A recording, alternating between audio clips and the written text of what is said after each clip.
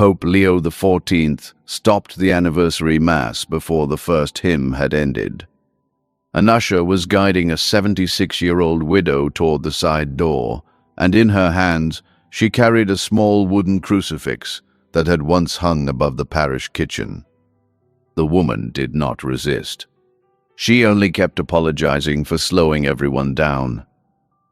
Her name was Margaret Collins. For 38 years, she had served meals at St. Matthew's Parish in Pennsylvania. Her late husband, James, had built the kitchen cabinets, and Margaret had spent more Sundays washing pots than sitting in a pew. But that morning, the parish kitchen was locked. The free meal program for seniors had been cancelled. The volunteers had been dismissed. And Father Daniel Mercer, the priest who announced the closures, was preparing to unveil what he called a new retreat residence before 7 o'clock that evening. Pope Leo XIV had come to bless the renovated sanctuary. He had not been told that Margaret had been removed from the parish council or accused of confusing church finances with private grievances. He saw the usher's hand at her elbow, the crucifix pressed to her coat, and the way no one looked directly at her. "Why is she leaving?" he asked. Father Mercer stepped down from the sanctuary with the smooth confidence of a man accustomed to answering difficult questions before they became dangerous. "Holy Father, Mrs. Collins is upset. We thought it would be kinder to let her rest." Margaret lowered her eyes. "I did not mean to interrupt," she said. "I only asked where the kitchen money went." The church became so quiet that the organist removed his hands from the keys. Pope Leo XIV looked at the crucifix.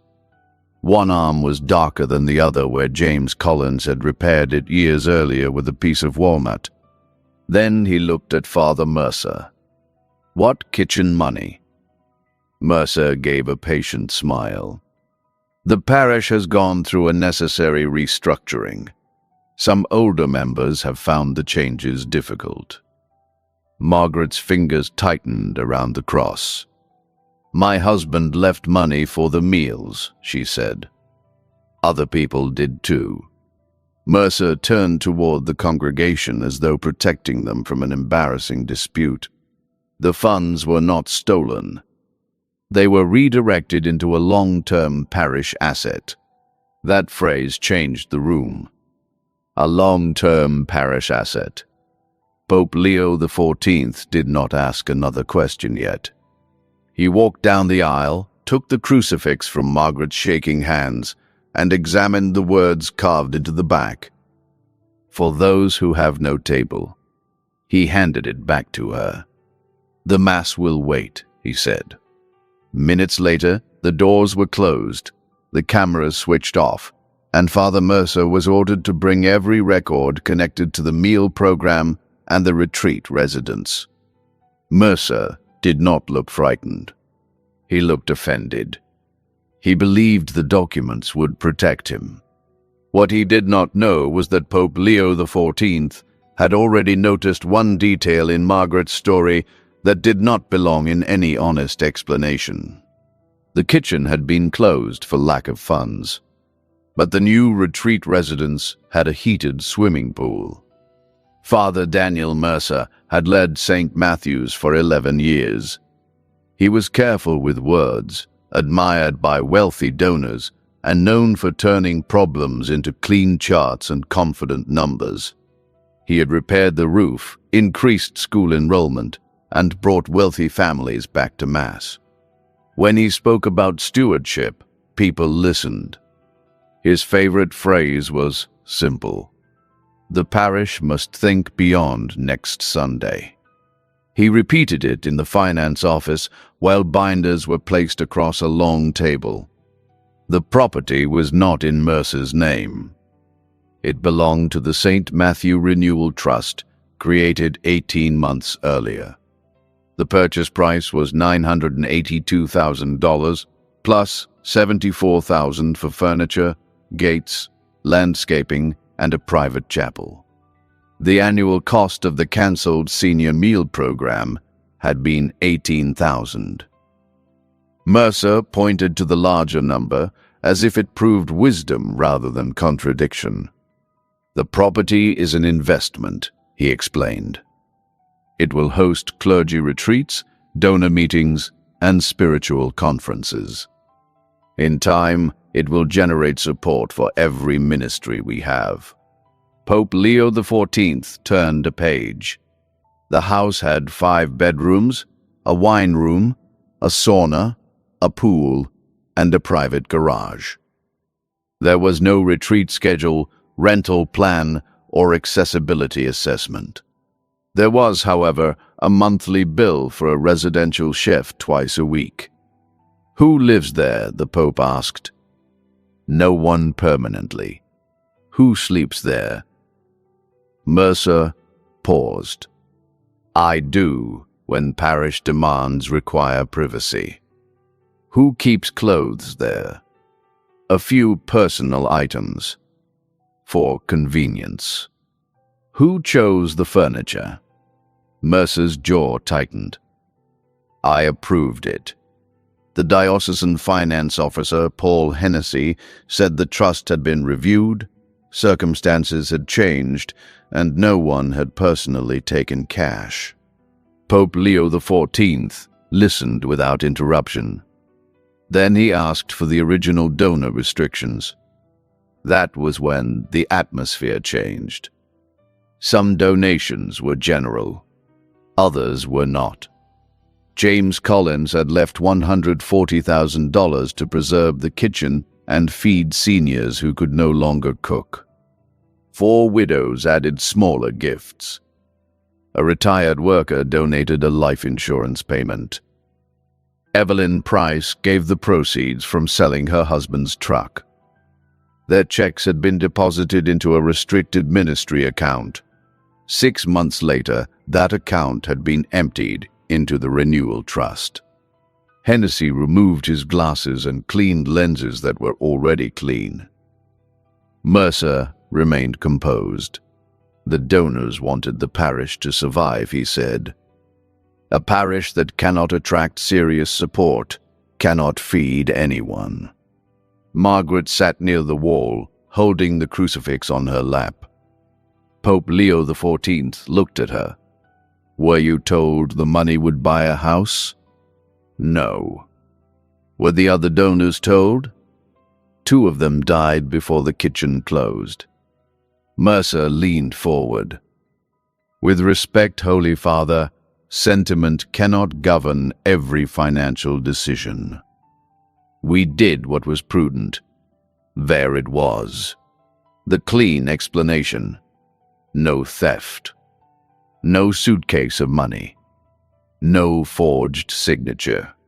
Only authorized decisions approved by people who never sat across from the seniors who lost their meals. The establishment believed the matter could still be contained. Mercer offered to reopen the kitchen once a week. Hennessy proposed a committee. A lawyer suggested postponing the unveiling. Pope Leo XIV turned to Margaret. "Where did this crucifix hang?" "Above the stove," she said. "James carved it when Father Mercer was still in seminary." Mercer looked up too quickly. The Pope noticed. "Why for him?" Margaret hesitated, not because she had forgotten, but because she was still trying to protect the man who had humiliated her. "Daniel used to eat in our kitchen," she said, "before he became Father Mercer." No one spoke. Mercer closed the binder in front of him. "The blessing is at 7, he said. "Many people are already coming." Pope Leo XIV looked at the clock. It was 11:18 in the morning. "Then we have time," he replied. He asked Margaret to take him to the old kitchen. The kitchen smelled of dust, cold metal, and lemon cleaner, though no meal had been served there for 9 weeks. She carried the old key on a blue ribbon around her wrist. Mercer had ordered the locks changed, but one maintenance door still opened with it.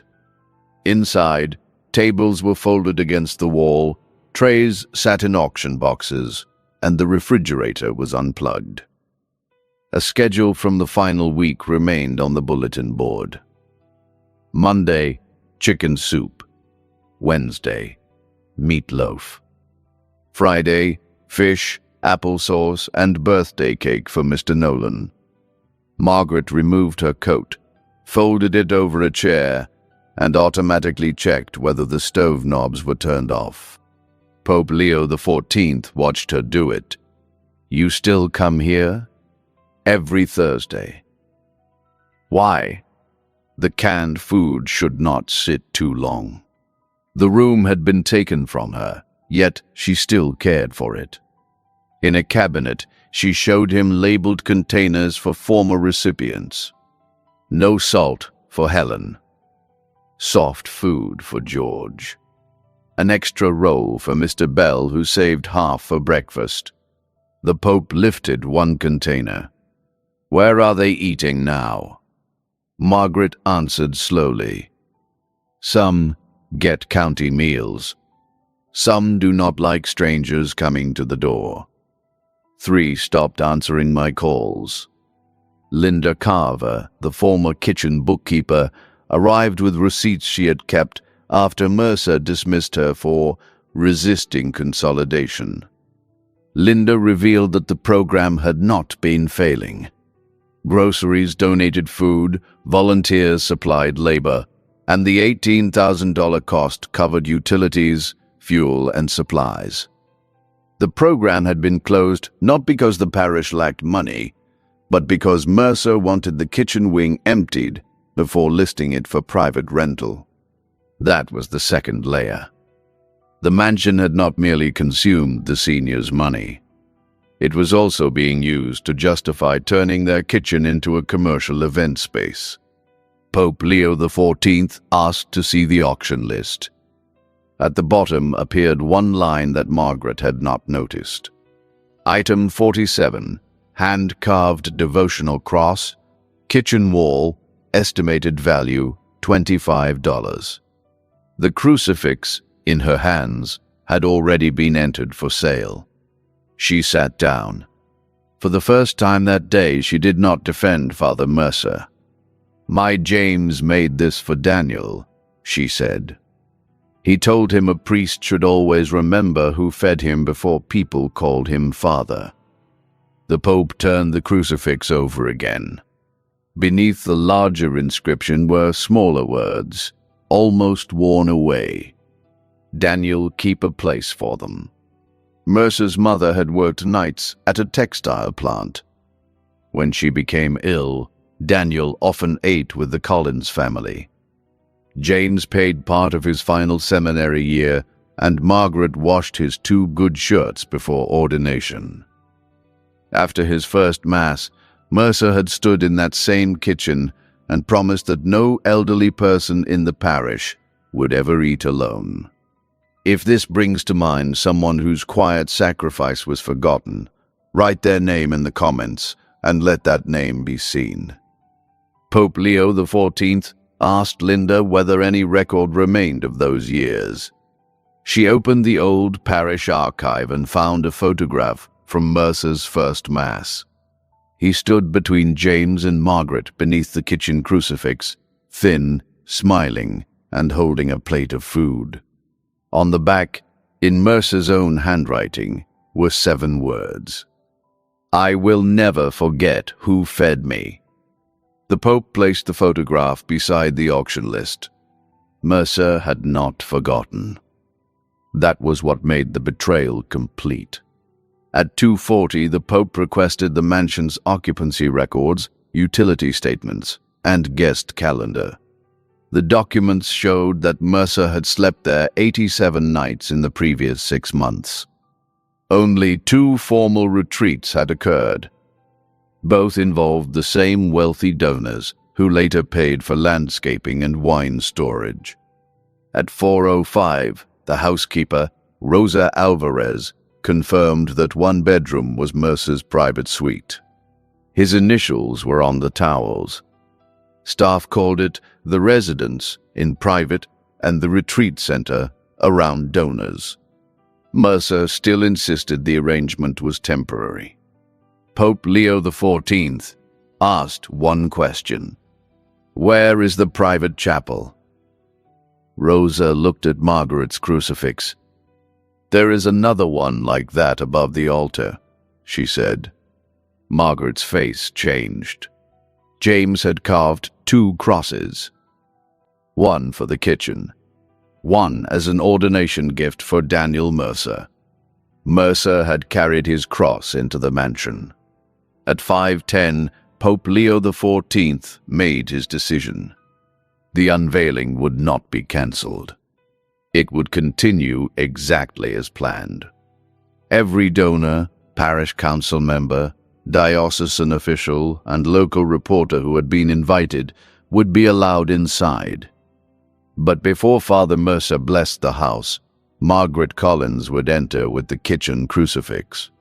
And no one would leave until one question had been answered in front of the people whose money built the walls. The iron gates opened at 6:45.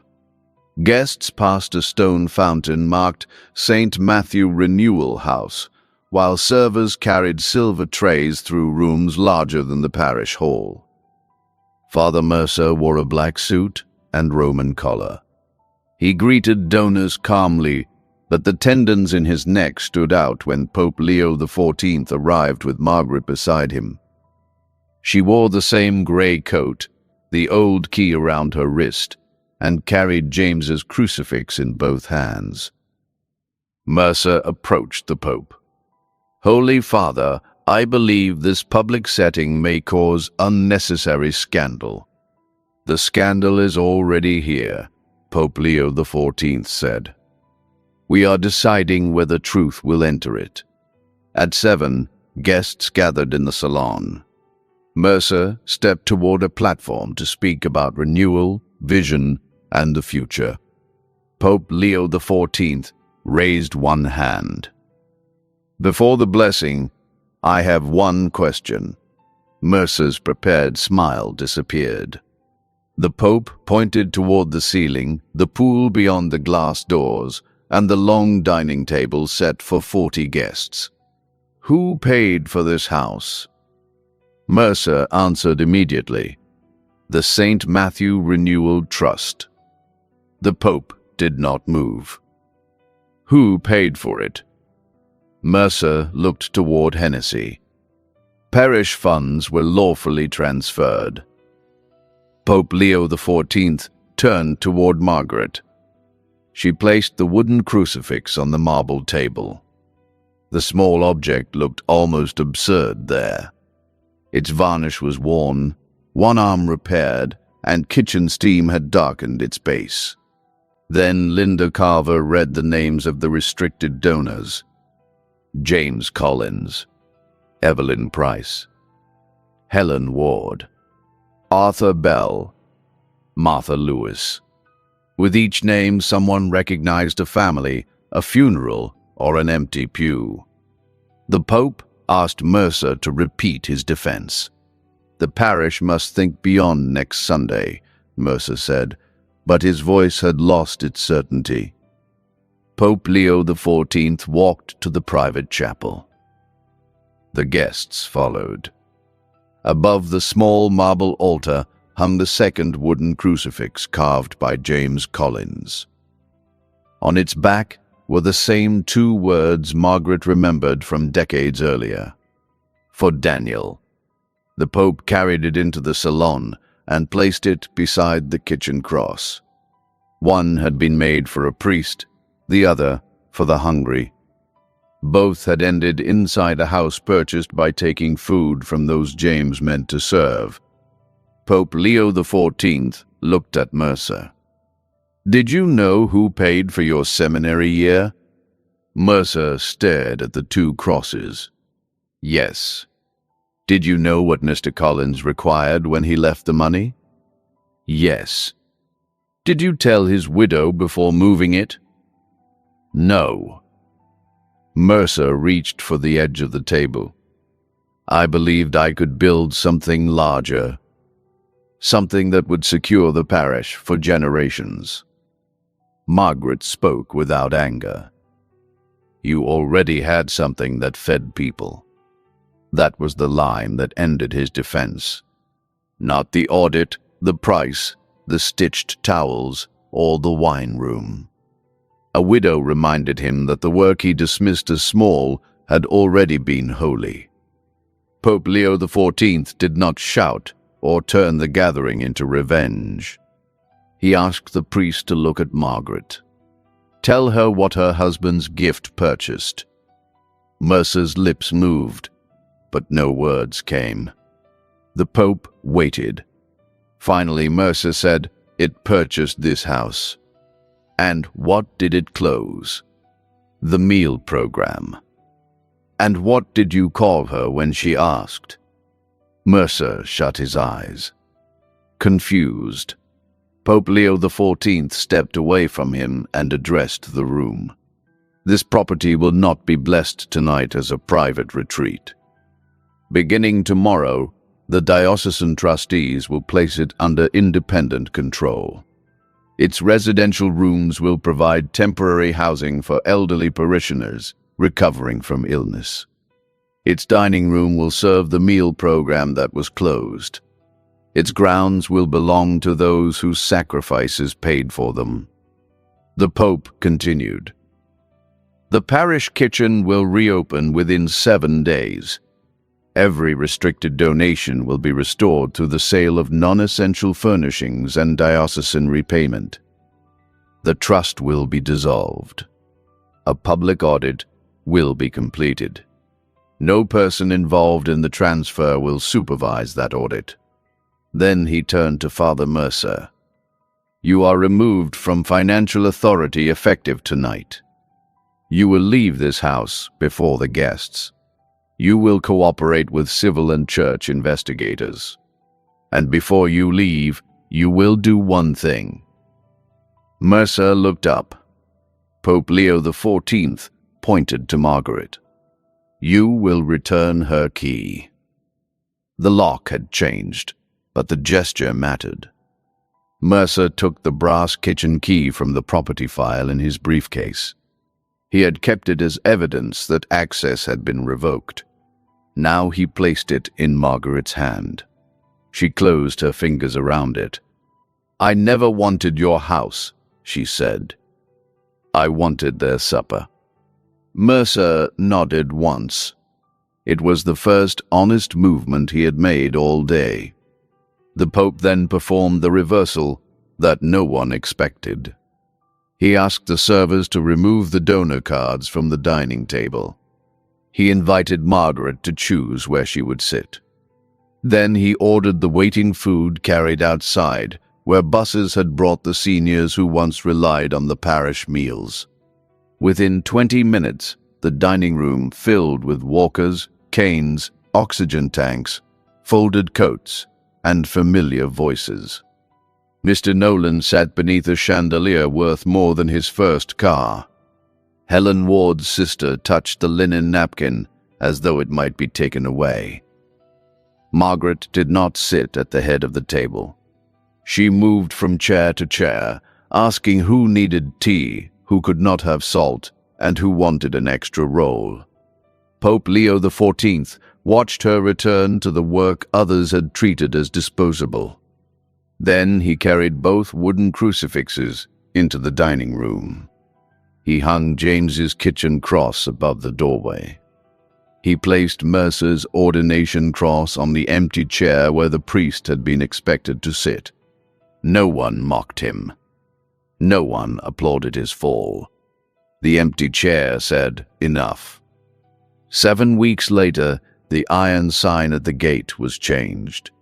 It no longer read, St. Matthew Renewal House.